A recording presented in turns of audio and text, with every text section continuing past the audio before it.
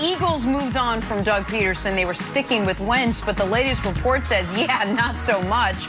Wentz reportedly on the trade block with the Bears and the Colts as strong contenders. Brian Westbrook, good morning. Thanks for hanging out with us. You spent 8 years in Philadelphia. Are you surprised the Eagles are expected to trade Wentz after seemingly choosing him over Doug Perdeson? Good morning, Jenna. And to be honest with you, I'm not surprised. It just seems as though Carson Wentz has pushed the Philadelphia Eagles completely into a corner. He hasn't made any public comments since his benching earlier in the season.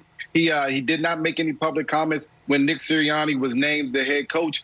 And now you have to wonder, is there a bigger issue? And quite honestly, I think the bigger issue is Howie Roseman. Howie Roseman is responsible for drafting guys, putting better players around Carson Wentz, and you can say what you want. There just hasn't been a bunch of talent that has worked out for them as far as in the draft. And then you ought to mention that Jalen Hurts was drafted in the second round last year, something that seemingly has pushed Carson Wentz over the edge as far as the organization. So Howie Roseman still being there is the biggest issue, it seems, for Carson Wentz. And you also have to figure this thing. The Philadelphia Eagles, as they move forward, they're willing to take the biggest dead money cap hit in the history of the NFL, $34 million. And Brandon, the question to me is even bigger than that.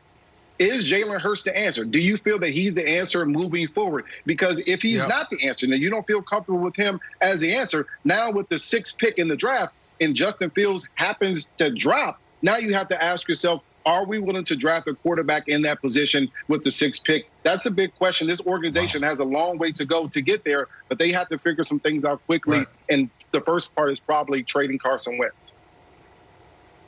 Yeah, look, so I'm not surprised, but I want to get there a little later. And I'm not trying to hijack this discussion. When the first thing that came up for me when I saw the question was Deshaun Watson. Now, to me, it's like there's a systemic issue here, and it comes down to how the NFL wants to set the precedent. Deshaun Watson is out there saying, I want to move on. I don't believe in this organization. There's some real problems here. Matthew Stafford, rumblings coming out week 14, week 15. Matthew Stafford wants out. Matthew Stafford got out right after the season. When he was able to get out, he got out. He's going to L.A. Then you look at Carson Wentz. Carson Wentz, oh, are we taking coach or are we taking the quarterback? They chose the quarterback. Then the quarterback said, I don't want you. I want out. And then all of a sudden, a week before the Super Bowl, we start hearing reports, oh, Carson Wentz can be traded in days. And now it's down to minutes. And now we're seeing reports coming out of Houston saying they are refusing to take people's calls. They're holding on to Deshaun. So what is the precedent here? What is the issue here? It seems to me like there's this power play. Oh, Deshaun Watson, you want out, but we like you as the player. We're going to keep you here. Brett Favre comes out, and Brett Favre says, you know what? You're getting paid. Just be quiet and just do your job. Where's Brett Favre now, Nick? That's something that you talked about off camera, you know, in our production meeting. So it seems like the precedent has been set, but we're playing different sides of the fence of who we want to give power to. So Carson Wentz, am I surprised? I'm absolutely not surprised. You go back to the Philly voice 2 years ago, and there's a couple things that they talked about. He's selfish, uncompromising, and he's playing favorites. That's absolutely true. I was still playing in the National Football League when this stuff was happening, and I had buddies on that team, on the defensive side, the offensive side, and that was some of the things that they talked about. So I'm not surprised that he won out. We can highlight some of the things on the field. We can correct that. But what you can't correct is, are you relatable in the locker room? Do guys want to play for you? Do that whole playing favorites thing? That can divide a team. That can divide an offense. So Carson Wentz, there's no doubt in my mind the type of person he is, that he can get the job done if he gets a fresh start somewhere else. But he has to lean into, how do I become a better leader, and how do I meet people where they're at and lead all, and not just my guys here or there. But I like Carson Wentz, but there's some work he needs to do to take it to a whole nother level, Nick. So, Brandon, there's a lot there. So let me try to, in a little scattershot, address it all. Clearly and obviously, the way certain media and certain former players react to what is called a trade demand, or if it's called a trade request, has to do with a lot of things that it should have nothing to do with. The fact that Carson Wentz gets to request a trade and Deshaun Watson is demanding a trade and holding the franchise hostage and is told to shut up and play, that is a bigger issue, but it's almost separate from this specific issue, if you will. I think what hurts Deshaun, in addition to who you want to give power to, is Deshaun's too good for his own good.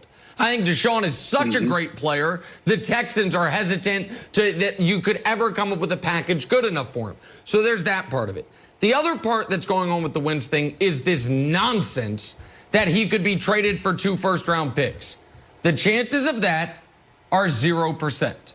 It is the same chances of whatever team trades for him signing Brian Westbrook to be his running back. This might sound like a decent idea. It ain't happening. There's no Sounds like chance. a great idea to me. In fact, I would rather have Brian Westbrook as my starting running back in 2021 than give up 2 first-round picks for Carson Wentz. So that's not going to happen. The idea, well, Stafford, there was 2 first-round picks and golf.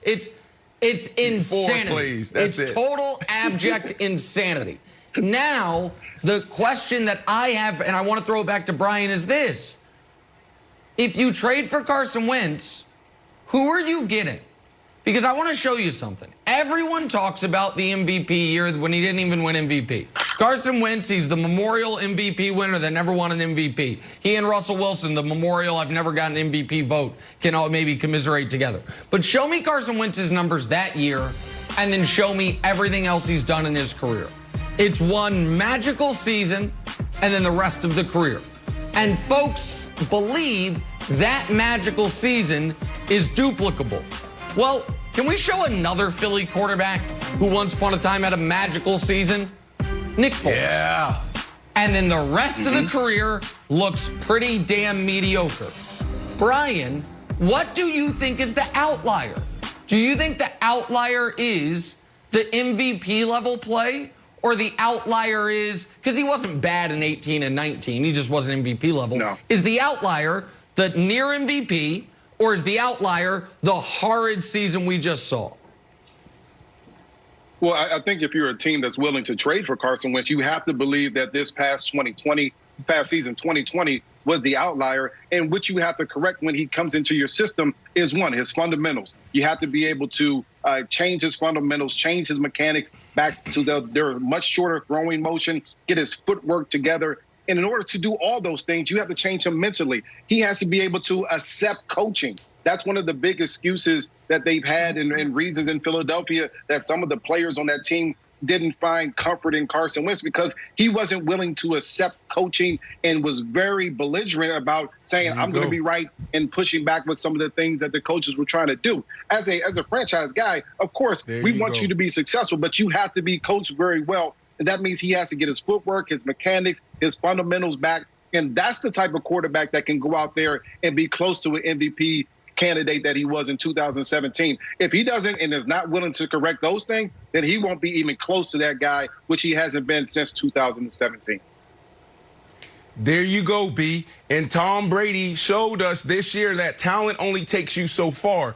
Tom Brady didn't lead this team to a Super Bowl and win Super Bowl 55 because Tom Brady is the same quarterback 20 years ago physically. Tom Brady led this team off of his leadership. He led his team off of being able to not be selfish and uncompromising and playing favorites. You go back to that Philly voice. So everything you said is spot on. That's where you need to thrive as a quarterback. Talent only takes you so far. If he can lean into this, and he's more than capable of doing it, then he could get back to the MVP level. But if guys in the locker room don't like you, if guys in the locker room don't want to play with you, then you're going to have the same exact season that you had this year, 100%. So I'm glad that you pointed that out. Talent only takes you so far, Jenna. All right, Brandon. Well, speaking of quarterbacks who have played for one team and are rumored to be traded, is Russell Wilson on that list? We spin the mill next. First things first. Woo!